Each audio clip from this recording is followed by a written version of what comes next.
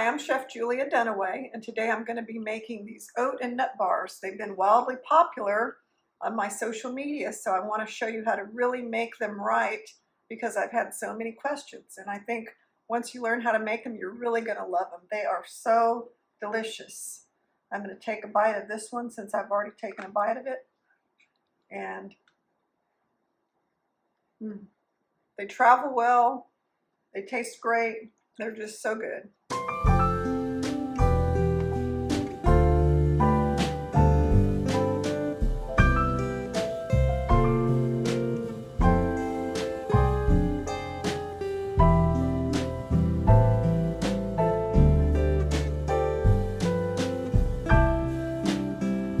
These bars are so simple to make. There are not that many ingredients.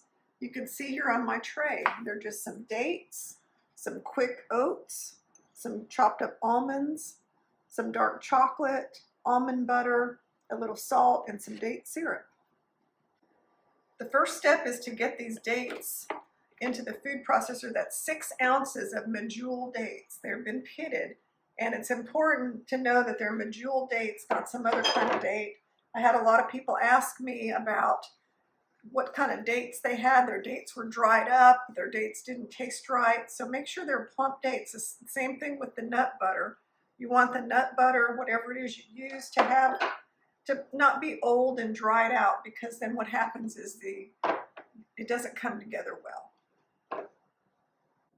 Process the almond butter and the dates until it's nice and smooth and come together well. That may take a minute or so. So now we have to add everything to our processed dates and almond butter. We're adding our oatmeal, ground almonds, chocolate, and our sea salt. We'll add the date syrup a little bit later. So now I'm going to add some date syrup. So I'm going to add 2 tablespoons. And if you don't have date syrup, you can use maple syrup. I've just tried to use dates for most of the sweetness in all the things I make nowadays, but maple syrup works well too. So now I have to make sure this is mixed well, and the easiest way to do it is with your hands. A spoon is not going to work because you want to work in all the date syrup, all the different nut butter, oats, and everything, and get it to where it's really nice and sticky and holds together. Otherwise, it will not be able to be pressed into your pan. It should look like this when you're done. It should be something that sticks together really well.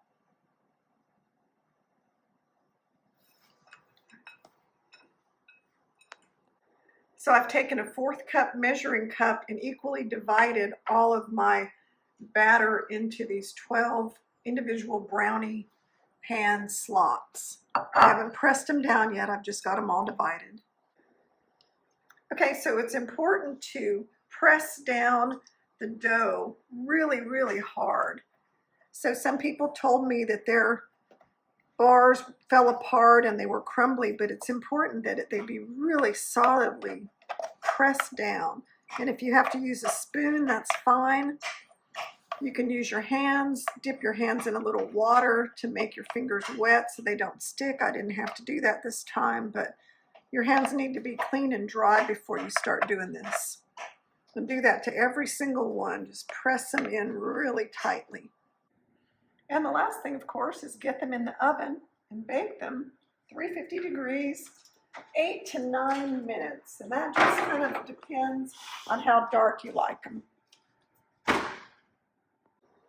After they've completely cooled, you have to lift them out of the pan. I use an offset spatula because that is a very easy way to lift them out. And then let them completely cool before you store them. I like to store these bars in the freezer. I have this really nice freezer tray, and they do freeze really well.